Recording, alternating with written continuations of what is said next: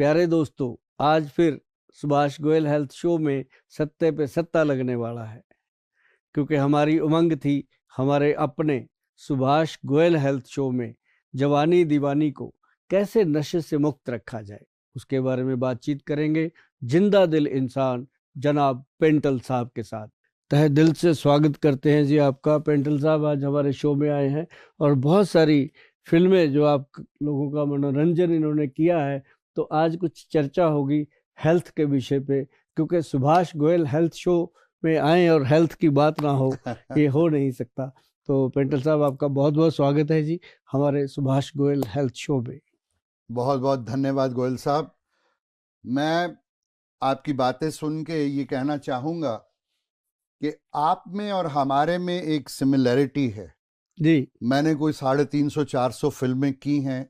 अरे वाह। और बड़ी शिद्दत के साथ, बड़े दिल से, बड़ी सिंसियरिटी के साथ किया है। मैं वही सिंसियरिटी, वही शिद्दत आपकी अपने काम में देख रहा हूँ, क्या बात। लोगों की सेहत ठीक रखने में देख रहा हूँ। आज के ज़माने में आप लोगों की सेहत का इतना ख्याल रखते हैं, यकीन मानिए कि लोग खुद अपनी सेहत का इतना ख्याल नहीं रखते। ये है, इसमें कोई डाउट नहीं है। लोग अपने साथ बहुत ज़बरदस्ती करते हैं, धक्का करते हैं, और करते क्या है कि जैसे मैं अक्सर कहता रहता हूँ कि शराब जो है पीते हैं, उसके साथ गरम गरम जो है वो पकौड़े खाते हैं, चिल्ली चिकन खाते हैं और साथ ठंडी ठंडी बियर पीते हैं, तो क्या होगा। बिल्कुल। अब देखिए कि एक गरम के अंदर ठंडा डालेंगे तो वो फिर कैसे बनेगी बात, तो वो फिर सेहत खराब होती। बट ये मत भूलिए ना कि स्वादा ने पट मारिया सानू। लेकिन मैं एक चीज आपसे पूछना चाहता हूं कि जैसे अब मेरी उम्र है, मेरी उम्र के लोगों को अक्सर प्रोस्टेट की बीमारी हो जाती है जी।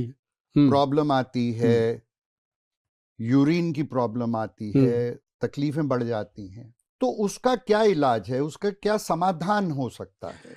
एक्चुअल जो ये प्रोस्टेट की प्रॉब्लम है, गदूद बढ़ जाना, ये एक ना प्रोस्टेट ग्रंथि है जो अपने टेस्टिकल पार्ट्स में होती है। उससे क्या होता है कि बाथरूम बार बार आना और बहुत कम आना, ड्रॉप आना, कई बार कपड़े खराब होते हैं, कई बार बाथरूम की इच्छा होती रहती है लेकिन आता नहीं है। फीलिंग आती है कि अभी आ जाएगा, बट नथिंग है, आता नहीं है। जी। वो होता क्या है कि जो प्रोस्टेट ग्रंथि है उसमें सूजन हो जाती है, वो बढ़ जाती है और धीरे धीरे करके वो अपना रूप ले लेती है।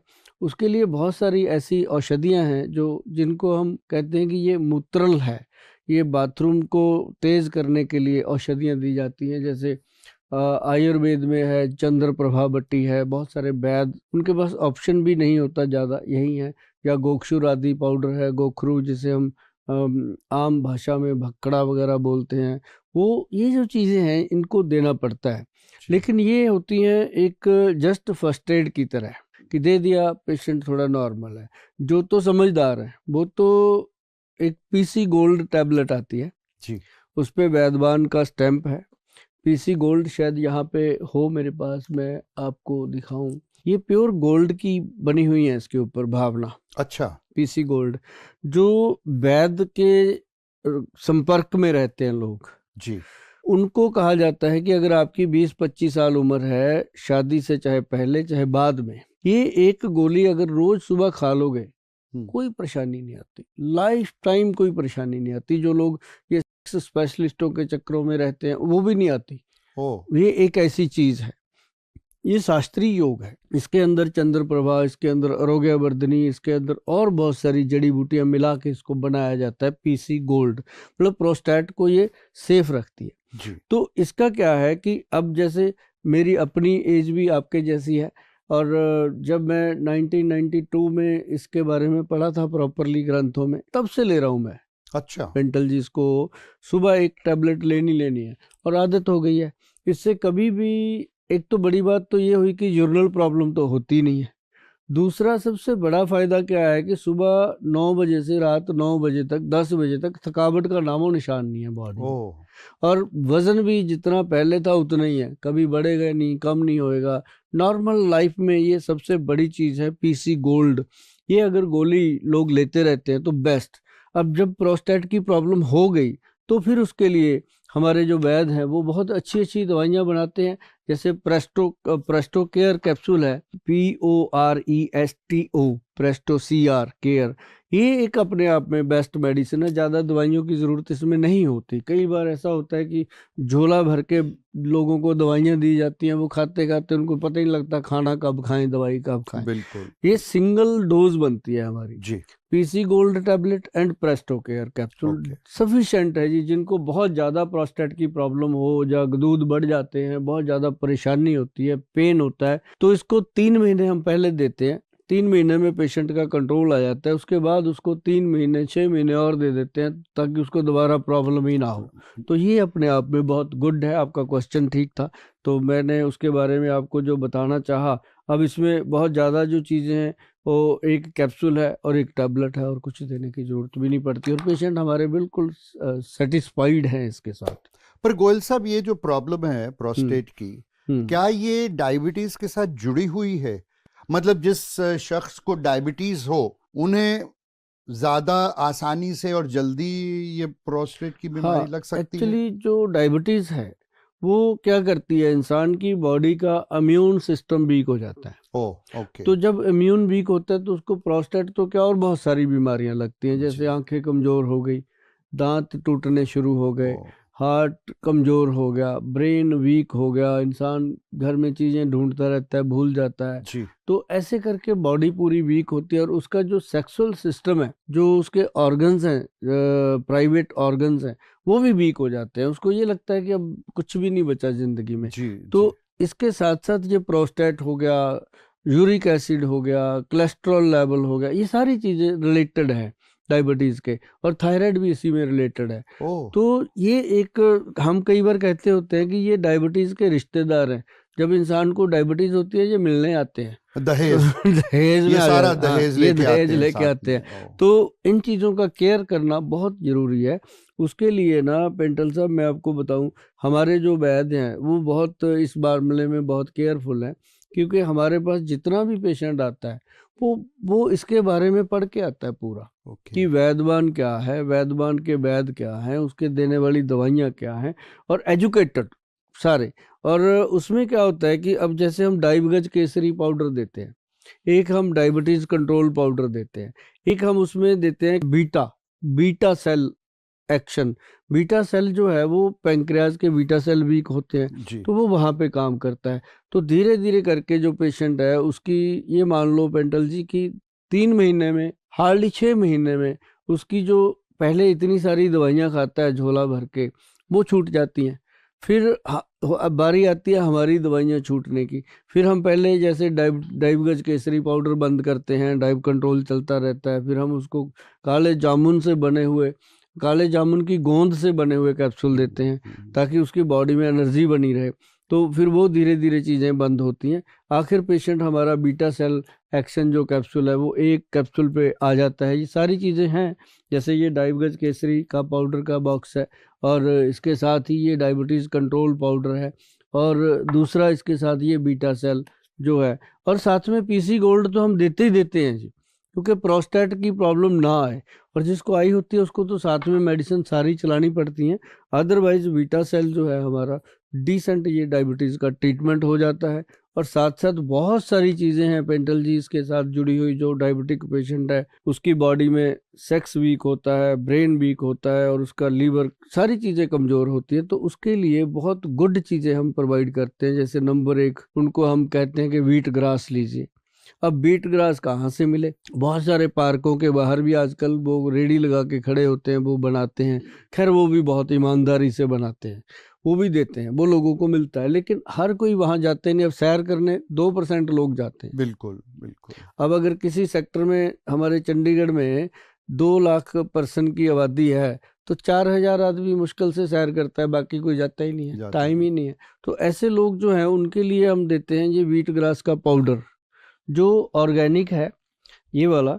और ये 1 चम्मच सुबह सुबह हम उनको बोलते हैं कि नॉर्मल गुनगुने पानी में डालकर घोल करके आप सिप करिए, पीजिए, तो इससे उनको एनर्जी और ताकत मिलती है। तो इसलिए हमारा जो डायबिटिक पेशेंट हमारे पास आता है उसको हम पूरी पैर से लेकर सिर तक हर चीज़ प्रोवाइड करते हैं ताकि वो 3 से 6 महीने में अपनी बीमारी से बाहर आए और उसके बाद वो प्रिकॉशनली ठीक रहते हैं, एक अच्छी जिंदगी बिताए। हाँ अच्छी पर जिंदगी। गोयल साहब, एक और पर्सनल एक मेरा सवाल है आपसे कि डोंट यू थिंक अगर हम अपना लिविंग स्टाइल भी थोड़ा बदलें, हाँ थोड़ा एक्सरसाइज, थोड़ा कुछ हेल्दी खाना, कम खाना, इन चीजों का ख्याल रखें तो उससे भी फर्क पड़ सकता है ना? बहुत फर्क पड़ता है। अब जैसे डायबिटिक पेशेंट है, कोई भी है, जैसे कोई मोटापे का शिकार है, उसका हेल्दी चीजें खाने को मन रहता है, तो बॉडी वो चीजें मांगती है, तभी तो फैल रही है ना। उसका फैट मांगती है बॉडी खाने को, वो चावल भी खाएगा उसका मन करेगा, आलू भी खाएगा उसका मन करेगा, और डॉक्टर या वैद्य उसको बंद करते हैं। और अपनी टेंडेंसी है हर ह्यूमन बीइंग की, जिस चीज को हम मना करेंगे वो ज्यादा वो करेंगे। अगर उसको बोल दो ना बेटा ये तार में करंट है, इसमें उंगली मत लगाना, जरूर लगा के देखेगा कि है भी है कि ऐसे ही बोल रहा है। तो ऐसे कई बार जो डॉक्टर बंद करते हैं वो ज्यादा दिल करता है। तो इसमें अगर डायबिटीज में, या मैं आपको बता दूं, सिंपल काम कीजिए। सुबह सुबह आप 1 प्लेट सैलड खाइए। सबसे पहला भोजन जो आपका हो वो सैलड होना चाहिए। सेकंड भोजन 15-20 मिनट के बाद फ्रूट होना चाहिए। थर्ड भोजन जो आप जिंदगी में करते हो दिनचर्या, वो होना चाहिए 1 घंटे के बाद। फिर आप दिन में जैसे खाना खाते हो तो बहुत सिंपल होना चाहिए, जैसे माँ, राजमा, आलू, चावल, अरबी, भिंडी, सफ़ेद चना, ये 7-8 चीज़ें तो बिल्कुल मना, अच्छा, बंद कर देनी चाहिए। और जैसे कई लोग कहेंगे फिर खाएं क्या, मैंने कहा भी मैंने तो 7 बंद करी हैं, 56 भोग हैं, कुछ भी कुछ भी खाइए। तो मतलब ये जो चीज़ है, अब जैसे तरकारी वाली हरी सब्जियां खाइए, और धनिए की, पुदीने की, लहसुन की चटनी खत्म ना होने दीजिए अपनी रसोई घर में। तो चटनी जो है वो ऐसे चटनी नहीं होती कि चटकारे लेने के लिए है, वो आपके थायराइड ग्लैंड को ठीक करती है, वो आपके पाचन तंत्र को ठीक करती है। और ऐसे ही थोड़ी अपने बुजुर्ग बना के गए थे, मेथी कलौंजी के अचार बना गए वो। बिल्कुल। कि मेथी और कलौंजी अगर आप लोग भिगो के रात को 2 चुटकी मेथी और 2 चुटकी सिर्फ कलौंजी की पानी में डाल दीजिए। 1 कटोरी पानी लीजिए, कटोरी कांच की होनी चाहिए, ये ध्यान रहे। तो वो सुबह पानी पी लीजिए और वो चबा चबा के खा लीजिए।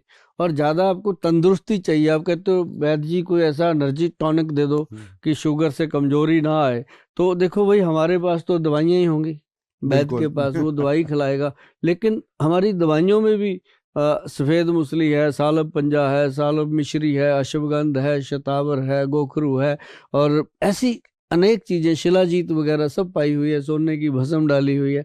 तो वो चीज़ जो है वो चीज़ करेगी कि आपकी अगर मैरिड लाइफ डिस्टर्ब है तो उसको ठीक कर देगी, है ना। अगर आपको प्रॉपर एनर्जी चाहिए, रोज़ की रोज़ चाहिए, तो 1 अखरोट, 5 बादाम, 5 किशमिश, और उसमें 2 पीस अंजीर के रात को पानी में डाल दीजिए, सुबह पानी फेंक दीजिए, ये ड्राई फ्रूट खा लीजिए, बादाम छिलका उतार के खाना।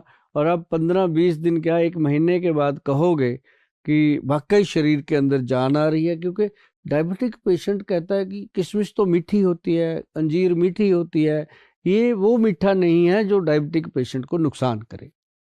लेकिन आजकल जो मेरे दोस्त यारों में भी एक बड़ी कॉमन प्रॉब्लम आ रही है, और वो है यूरिक एसिड का बढ़ना। बिल्कुल। उसके बारे में आपका क्या ख्याल है? कैसे उसको कंट्रोल कर सकते हैं, उसकी केयर कैसे कर सकते हैं कि उससे आपका यूरिक एसिड ना बढ़े?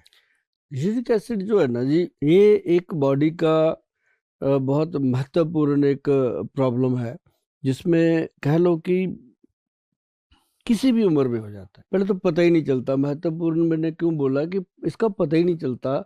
आदमी की कभी गांठों में दर्द हो रहा है, कभी पैरों के नीचे, सुबह बेड से नीचे पैर रखने को मन ही नहीं करता उसका, इतने दर्द करते हैं। फिर वो जब चलता फिरता है, धीरे धीरे उसका शरीर चलने लगता है, 15-20 मिनट में भूल जाता है कि कोई प्रॉब्लम थी। हाँ। तो इसी कारण वो यूरिक एसिड के लिए ट्रीटमेंट लेता ही नहीं। उसको होता है कि थोड़ी बहुत प्रॉब्लम है, अपने आप हट जाएगी। धीरे धीरे वो यूरिक एसिड जो है वो गठिए का रूप ले लेता है, रिमोटाइड अर्थराइटिस का। रिमोटाइड अर्थराइटिस से क्या होता है कि ये हड्डियां जो है आपस में बेंड होने लगती हैं, हाथ पैर ऐसे टेढ़े हो जाते हैं, तो घुटने टेढ़े हो जाते हैं, पैर ऐसे उंगली के ऊपर उंगलियां चढ़ जाती हैं, मतलब पेशेंट के अपने बस में नहीं रहता, डिफॉर्मिटी आ जाती है। हाँ, फिर वो जो जाता है डॉक्टर के पास या वैद्य के पास, वहां फिर उसका यूरिक एसिड का ट्रीटमेंट तो होना ही होना, साथ में उसका अर्थराइटिस का भी करना पड़ता है। तो अगर वो पहले ही ध्यान दे, सबसे बेस्ट इसका ट्रीटमेंट मैं आपको बताऊं, जो मूली होती है नॉर्मल, उसको काट के रात को नमक लगा के उसको उसमें रख दीजिए, ओस में बाहर बालकनी में। सुबह वो सारी उसका पानी पूनी निकल जाता है, तो उसको नॉर्मली ऐसे ही उठाओ और धो लो, पानी में धो करके उसको चबा चबा के खाओ, बहुत फर्क पड़ता है। अच्छा जी। पाचन क्रिया ठीक होती है और यूरिक एसिड अपने आप कंट्रोल होता है। ओके। और बहुत सारे लोग ऐसा करते हैं। तीसरी चीज क्या है कि उसके लिए हमारे जो वैद्य है वो बनाते हैं, एक एक कैप्सूल तैयार किया गया है, कैप्सूल रूप में एक औषधि बनाई है जिसका नाम, अच्छा नाम हमारे सीधे होते हैं क्योंकि हमारे वैद्य जी बड़े सीधे हैं, वो नाम भी सीधे ही रखते हैं। हम उनको पूछेंगे वैद्य जी नाम क्या रखें, इसका आपने बना दिया, वो उन्होंने नाम रखा यूरिक एसिड कंट्रोल कैप्सूल। तो सिंपल बात ही, पढ़ते ही पता लगता है हाँ, किसकी दवाई है अब ये। जैसे शुगर का रखेंगे डायबिटीज कंट्रोल पाउडर, प्रोस्टेट का रखेंगे प्रेस्टो केयर कैप्सूल, मतलब पेशेंट को भी पता चलता है कि ये बात बनेगी। तो ये कैप्सूल है क्या, एक 60 कैप्सूल की बोतल है, 60 कैप्सूल की, एक सुबह एक शाम खाना है। 3 महीने जिसने खा लिया वो जीवन भर कहीं भी कोलेस्ट्रॉल इसको टेस्ट करवाता रहे, यूरिक एसिड को दोबारा नहीं आता। वाह। ये एक अपने आप में एक बहुत बड़ी, क्योंकि इसमें चीजें भी 5-6 डाली हैं और सारी ऊपर मेंशन करी हुई हैं, पेशेंट पढ़ लेता है, उसको पता चल जाता है कि कोई चीज ऐसी नहीं है जो उसकी बॉडी को कोई नुकसान करे, बिल्कुल बीमारी को खत्म करके निकल जाती है। तो बिल्कुल। ये हुई बात पेंटल जी यूरिक एसिड को खत्म करने की। ऑनेस्टी, आपका अपनापन और ये जुनून जो लोगों को तंदुरुस्त रखने का है, आई salute you for that sir. Thank you और सर। मेरी दुआएं हैं, ब्लेसिंग्स हैं कि रब करे चढ़दी कला विच रहें आप, बात और अच्छे से अच्छा और काम करके दुनिया में सुख फैलाएं। नमस्कार।